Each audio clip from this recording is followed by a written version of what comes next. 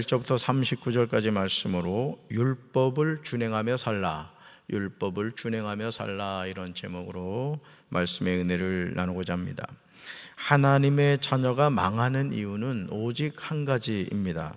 하나님의 말씀에 불순종할 때입니다. 우리는 구약 성경에 나오는 수많은 전쟁을 통해서 이 사실을 분명하게 확인할 수 있습니다. 신명기 32장 30절을 보시면 정말 두렵고 떨리는 말씀이 나옵니다. 같이 읽습니다. 여호와께서 그들을 내주지 않으셨다면 어찌 적군 한 사람이 이스라엘 1000명을 물리치고 두 사람이 10,000명을 도망치게 할 수 있겠는가? 아멘. 사랑하는 성도 여러분, 어떻게 적군 한 명이 이스라엘 1000명을 물리칠 수 있습니까? 어떻게 적군 2명이 이스라엘 10,000명을 도망치게 할 수 있단 말입니까? 그러나 이스라엘 백성이 하나님을 버리고 섬기지 않을 때 이런 일이 실제로 일어난다는 것이죠. 그러므로 우리는 내 삶이 하나님의 손에 있음을 알고 매일 매순간 하나님을 섬기며 살아야 할 줄로 믿습니다. 같이 한번 읽어볼까요? 하나님은 광야에서 야곱을 찾으셨고 짐승의 울음소리만 들려오는 광야에서 그를 만나 감싸주고 보호하고 당신의 눈동자처럼 지켜주셨습니다. 아멘. 그러나 안타깝게도 이스라엘 백성은 그들을 만나주시고 그들을 감싸주시고 그들을 보호하시고 그들을 눈동자처럼 지켜주시는 하나님을 버렸습니다. 하나님은 이스라엘 백성에게 진실하게 행하셨는데 그들이 악을 행함으로 배신하였습니다. 이런 이스라엘 백성에게 여러분, 하나님이 어떻게 하셨겠어요? 그들의 삶의 결과가 무엇입니까? 망하는 인생이 되고 만 거예요. 오늘도 저와 여러분이 광야의 삶을 산다고 하더라도 우리가 해를 두어야 할 이유가 없습니다.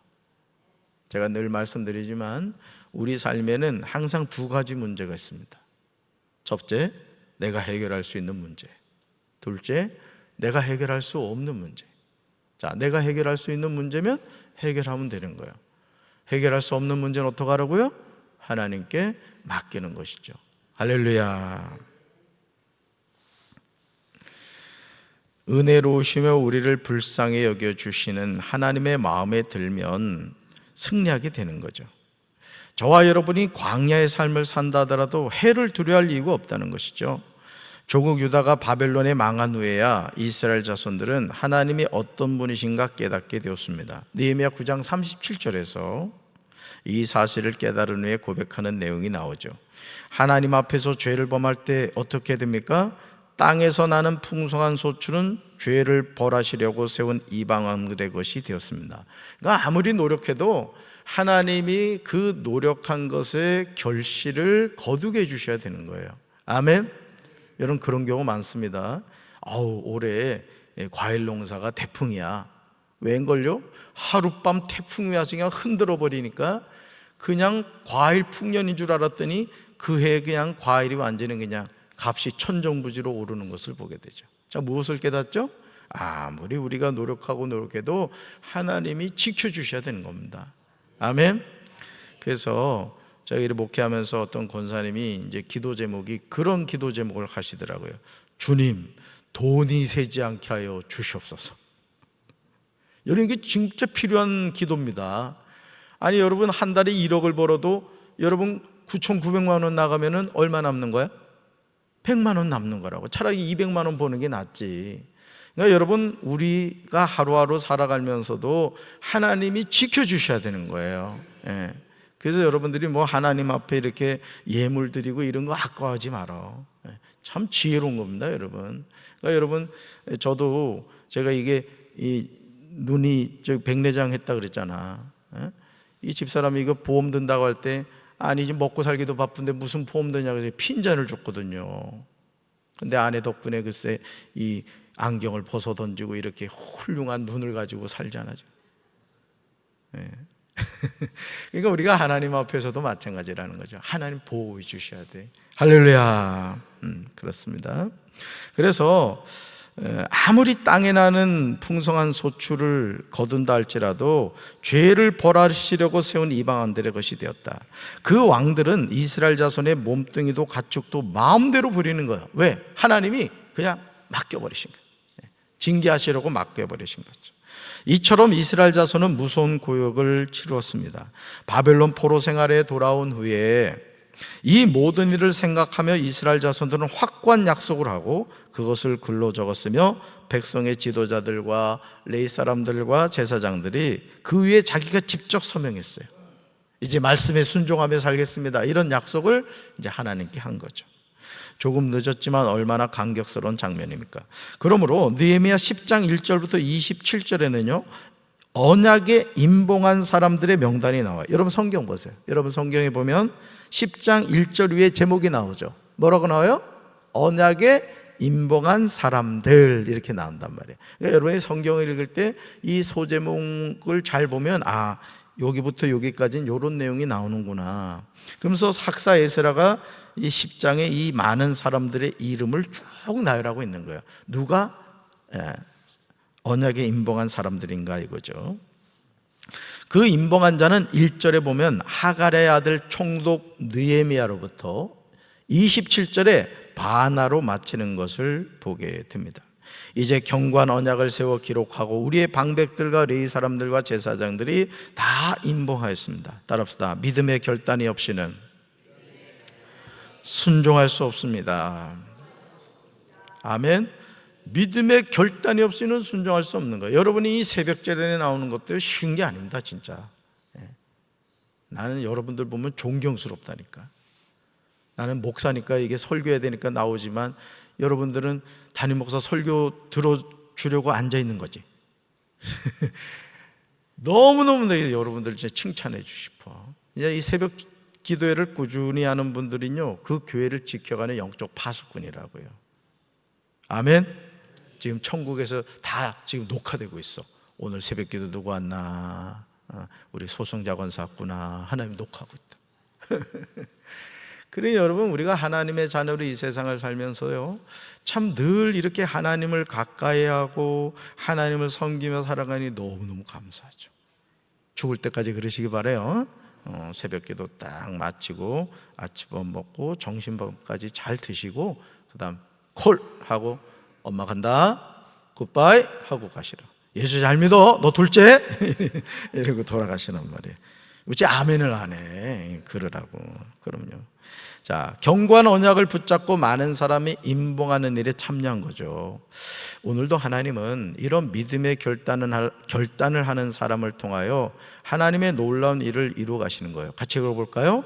하나님의 일은 매 순간 믿음으로 결단하지 않으면 아무것도 할 수 없습니다. 아멘. 그래요. 좀 목회하는 담임 목사도 마찬가지거든요. 어떻게든 교회를 잘 세워가야 되겠다, 우리 성도들을 신앙적으로 잘 이끌어가야 되겠다, 그런 마음이에요. 어제도 목양실에서 앉아서 설교 말씀을 계속 이렇게 준비하면서 그런 마음인 그런 마음. 그리고 또 이렇게 좀 계속 이제 의자에 앉아 있으니까 몸이 좀 비상이 걸리잖아요. 그래가지고 또 쓰레기 이렇게 쓰레기 담는 이게 있어, 이렇게 잡는 거. 그거 들고 또 그냥 쭉 다니면서 다 주웠지 제가. 그러니까 그런 마음을 갖고 이렇게 살아가는 것이죠. 그러니까 하나님을 늘 마음에 품고 하나님이 기뻐하신 일이 무엇인가를 늘 생각하며 살아가야 돼요. 할렐루야. 느헤미야 10장 28절부터 29절을 주목해 보시면요, 여러분 성경 보세요. 28절 29절 주목해 보시면 나머지 백성 곧 제사장과 레위 사람, 문지기, 노래하는 사람, 성전 종들은 맹세를 합니다.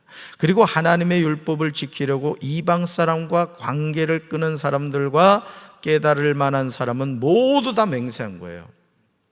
그러니까 여러분, 교회가 변화된다는 것도 뭘 의미하느냐? 담임 목사가 하나님을 사랑하고 우리 성도를 사랑하는 그 마음을 갖고 교회를 이끌어 가야 되는 거예요. 할렐루야.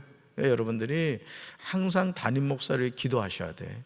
그리고 담임 목사가 뭐 하겠다 그러면은 같이 이렇게 협력하고 같은 방향을 향해서 가야 된다고.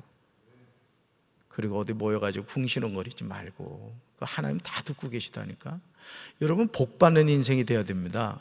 이게 이래 보면요, 이 성도들도 이게 습관적으로 말로 죄를 짓는 사람이 있어요. 자기도 의식하지 못해. 그리고 막 이렇게 불신앙적인 얘기를 하고 그럽니다만은 여러분의 입에요 마귀가 집을 짓지 못하게 하라고. 따라합시다. 주여 내 입술을 성령의 불로 태워주옵소서.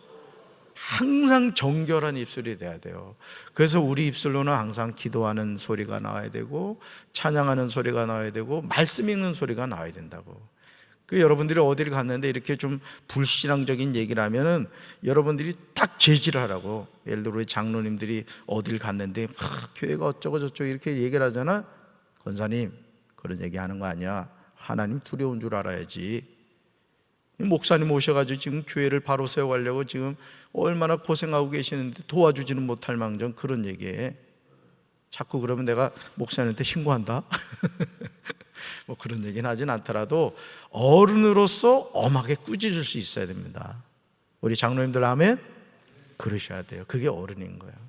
그래서 여러분들이 같은 마음을 가지고 자꾸 믿음의 말을 하고 축복의 말을 할 때 그 사람도 나중에 복을 받는 거예요. 아멘? 우리 그런 교회가 됩시다. 사랑하는 성도 여러분, 우리가 하나님의 말씀을 지키기 위해서 가장 우선적으로 결단해야 되는 것이 뭐냐? 이방 사람과 절교하는 거예요. 이 오해하지 말고 잘 들으세요. 하나님은 모든 사람이 구원을 받으며 진리에 이르기를 원하십니다. 그런데 어떤 사람들은 이 착각하는 게, 예를 들어 그런 이상한 얘기를 하는 분이 있어요. 목사님, 내가 이제 전도 좀 하겠습니다. 아우, 권사님 좋습니다. 전도 많이 좀 하셔야 돼요. 이 빈자리가 좀 너무 많습니다. 그랬더니 권사님이 예를 들어 이렇게 얘기한다고 적었어요. 그런데 목사님, 제 친구들이 술을 많이 마십니다. 그래서 제가 앞으로 전도할 동안 술 좀 마시겠습니다. 그러니까 이해해 주시기 바랍니다. 이러면 돼요, 안 돼요?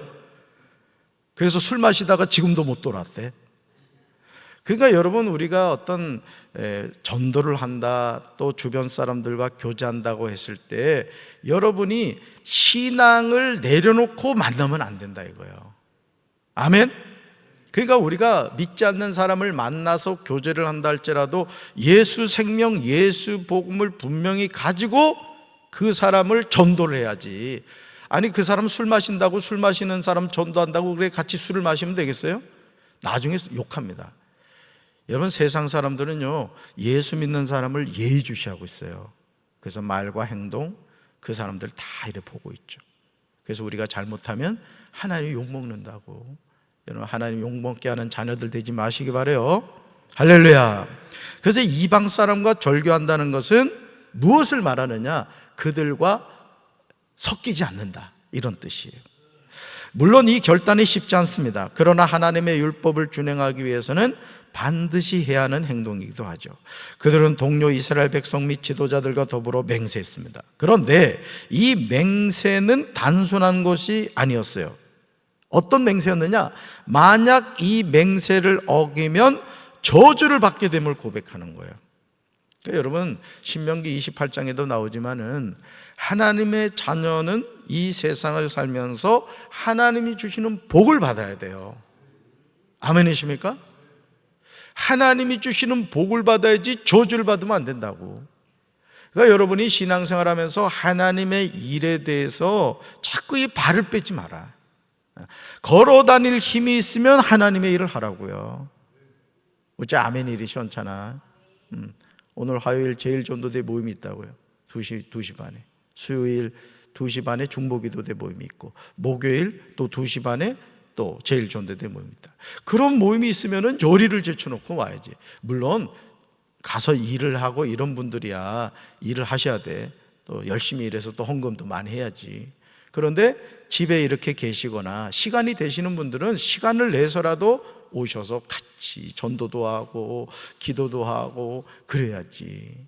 여러분, 적금도요 따박따박 매달 넣는 사람이 나중에 야호 하고 타는 거야.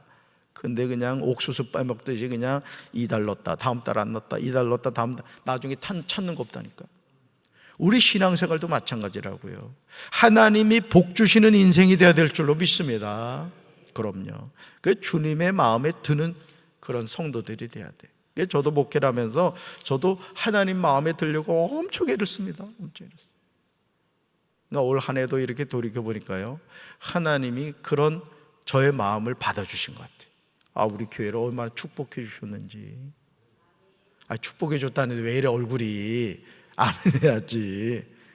네, 축복해 주셨어요. 할렐루야. 그들은 하나님의 종인 모세를 통해 주신 하나님의 율법을 지키기로 약속했습니다. 그들은 또 우리 주 여호와의 모든 명령과 규례와 율법을 지키기로 약속을 한 거예요. 그러나 이스라엘 백성들이 당시 상황에서 하나님의 율법을 지킨다는 것이 절대 쉽지 않았어요. 왜냐하면 같이 읽어볼까요? 자기 딸을 이 땅의 이방 백성과 결혼시키지 않으며 자기 아들을 이방 사람들의 딸과 결혼시키지 않는다. 이 거룩한 맹세이기 때문에 그런 거예요.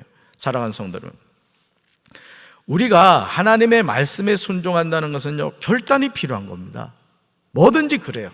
내가 새벽기도 열심히 해야 되겠다, 내가 예배생활 열심히 해야 되겠다, 마음의 결단을 해야 되는 겁니다.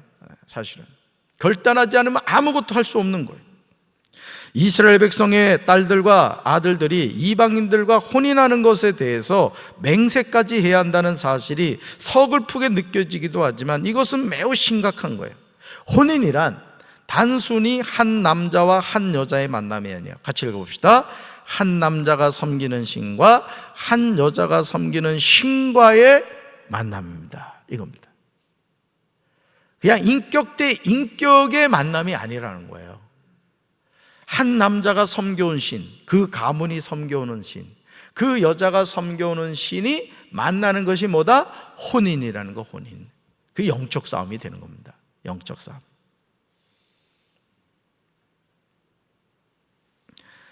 솔로몬이요, 결국 미혹에 넘어간 이유가 수많은 여인을 아내로 두었기 때문임을 우리 잊지 말아야 돼요. 여러분, 솔로몬이 무식해서 그렇습니까? 하나님이 주신 지혜를 선물로 받았던 사람이에요. 그러면 이방 여인들을 취했을 때 자신이 어떻게 될 것인가를 알았을 거란 말이죠. 그런데 하나님의 말씀을 거역하는 거예요. 이게 육신의 정욕과 안목의 정욕과 이생의 자랑의 무서운 힘입니다. 솔로몬의 여인들이 솔로몬에게 한 것이 무엇이죠? 자신들이 섬기는 신들을 그대로 섬기도록 만들었습니다. 거룩한 예루살렘이 솔로몬의 여인들이 가지고 온 우상들로 말미암아 더럽혀졌음을 성경은 우리에게 증언해주고 있어요. 그러므로 믿지 않는 사위를 보고 믿지 않는 며느리를 본다는 것은 정말 심각한 거예요. 우상을 가문에 드리는 것과 같습니다. 혹여나 그런 혼인과 그런 만남이 되었다면 여러분들이 마음에 어떤 결단을 하셔야 되느냐? 우리 사회가 예수 만나야 된다. 어째 아멘을 안 해? 우리 며느리가 예수 만나야 된다. 내가 우리 그 전미선 집사를 보면서 이렇게 느끼는 게 뭐냐면, 아유, 우리 신권사의 며느리를 잘 봤다. 그 지금 노 집사 요즘 교회 안 나오잖아요. 제가 와가지고 집사 직분 줬더니 집사 직분을 잘못 줬나 봐. 근데 대신방을 이렇게 하면서 얘기를 나눠보니까 아이고, 아주 그냥 잘하더라고요. 그러니까 여러분들이 뭐 요즘 사실은 그래요. 저도 이제 딸 하나 이래 나가지고 이렇게 키우고 있습니다만은 이 믿는 남자가 없어. 믿는 남자가. 지금 우리나라도요, 청년들은 미전도 종족 대상입니다. 10%가 안 된대. 10%가. 그러니 우리 아들이 믿음이 좋고 딸이 믿음이 좋은데 이 신랑 자리를 만나야 되고 며느리 자리를 만나야 되는데 이게 뭐 너무너무 드문 거예요. 그래서 여러분, 기도하면 하나님이 보내주실 줄로 믿습니다. 우리가 그 믿음인 거예요. 아니면 변화시켜서 그냥 새 사람 되면 되는 거지. 그러니까 여러분, 그러니까 여러분들이 혹여나 그런 결혼을 했다고 한다면은 여러분들이 기도하셔야 돼요. 그냥 놔두면 안 된다고. 진짜 심각한 겁니다. 진짜 우리가 기도 많이 해야 돼요. 할렐루야.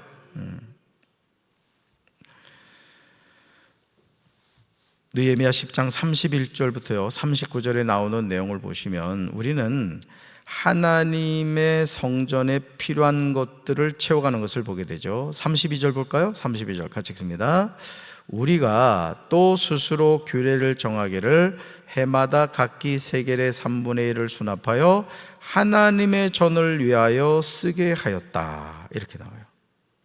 우리가 또 보세요. 스스로 규례를 정했대요. 또 해마다 각기 세겔의 3분의 1을 수납하여 하나님의 전을 위해 쓰게 했다. 다시 말해서 하나님의 전을 유지할 수 있도록 규례를 만들었던 것이죠. 오늘도 하나님의 성전인 교회를 유지하기 위해서 우리는 하나님께 각종 헌금을 드립니다. 우리가 믿음으로 바친 헌물을 통하여 하나님의 거룩한 사역을 감당하는 거예요. 그래서 그 유튜브나 이런 데서 그 시건방진 목사들이나 그 좀 똑똑하다는 사람들이 11조가 구약의 개념이니 헌금을 왜 해야 되느냐 이런 얘기를 합니다만은, 어떤 사람이 그 질문을 했더니 어떤 목사님이 이렇게 대답했다는 거예요. 그러면 교회라는 이 곳이 그냥 유지가 되냐 이거지. 그래 안 그래요? 그러니까 여러분, 헌금은 당연히 우리가 하나님께 바치는 겁니다. 이건 당연한 거예요. 그런데 그 헌금을 통해서 우리 교회도 이렇게 운영이 되는 거라고요. 여러분, 이 새벽에도 지금 이렇게 따뜻하게, 그죠? 집에 가고 싶지 않지? 이렇게 큰 안방이 어디 있어? 우리 안방보다도 커. 난 여기 와서 자고 싶어. 근데 이 큰 공간을 이 추운 겨울에 따뜻하게 하려면, 이게 지금 에어컨이, 이거 히터가 지금 몇 개입니까? 지금 하나, 둘, 이 개수를 6, 10개야. 요것만 10개라고. 거기다 이 천정에 달려있는 이것도 몇 개인데요. 그러니까 그 모든 것이 뭘 통해 운영이 되는 거야? 여러분이 하나님 앞에 드린 헌금을 통해서 이게 다 되는 거예요. 그래서 나는 우리 성도들이 물권의 복 받게 되길 바래요. 진짜요. 그리고 멋지게 쓰세요, 진짜. 여러분, 돈 쓰는 재미 있다? 한번 써봐. 재밌어. 하나님을 위해서 쓸 줄 알고, 이웃을 위해서 쓸 줄 알고, 얼마나 감사해. 그리고 여러분, 자녀를 위해서 자꾸 심으라고. 괜히 남겨놨다가 자식들 싸움하게 하지 말고 미리 자녀를 위해 하나님께 심으라고. 그렇게 심어놓으면 하나님이 그거 다 거두게 하셔요. 할렐루야. 39절 하반절 보시면요, 이렇게 나오죠. 같이 읽습니다. 그리하여 우리가 우리 하나님의 전을 버려두지 아니하였다. 아멘. 너무 이 감동적인 표현이에요. 이 밑줄 그어놓으시오. 그리하여 우리가 우리 하나님의 전을 버려두지 아니하였다. 저도 어제 이렇게 성전을, 교회 이렇게 그 앞에 주차장, 뒤에 주차장, 그 황산초등학교 앞에 쭉 다니면서 이렇게 집게 들고 이렇게 주는데, 저는 그 휴지를 주시면 그렇게 기분이 좋아요. 왜? 우리 성전이 깨끗해지잖아요. 아마 하나님이 저의 그런 마음 아실 거야. 아멘. 그러니까 사람이요, 주여 저를 큰 종이 되게 해주옵소서 이런 게 중요한 게 아니야. 여러분, 집에서도요, 큰 그릇은 1년에 한두 번밖에 못 쓰인다고. 그러니까 우리 목사님 큰 종이 해주게 되옵소서 하는 건 한 번만 써달라는 얘기야. 밥그릇이 돼야 돼. 밥그릇이 맨날 하나님께 쓰여야지. 우리 윤종 집사는 감사한 거야. 이렇게 쓰임 받아서. 나 다른 사람 시킬 수 있다. 그래서 우리 사랑하는 성도 여러분들도 매일매일 쓰임 받읍시다. 그래서 하나님께 영광 돌리는 우리 성도들 되기를 주님의 이름으로 축원합니다. 가슴에 손 얹읍시다. 사랑의 주님, 오늘도 이 새벽에 우리 사랑하는 성도들 믿음 가지고 주님 앞에 나왔습니다. 오늘도 새벽에 주님 이름 부르며 기도할 때 마음에 소원하는 기도 응답받게 하시고, 하나님의 축복받아 하나님을 위하여, 이웃을 위하여 마음껏 쓰는 인생이 되게 하여 주시옵소서. 우리 교회가 늘 영적으로 깨어서 하나님께 영광 돌리는 제단이 되게 하옵소서. 예수님 이름으로 기도합니다. 아멘.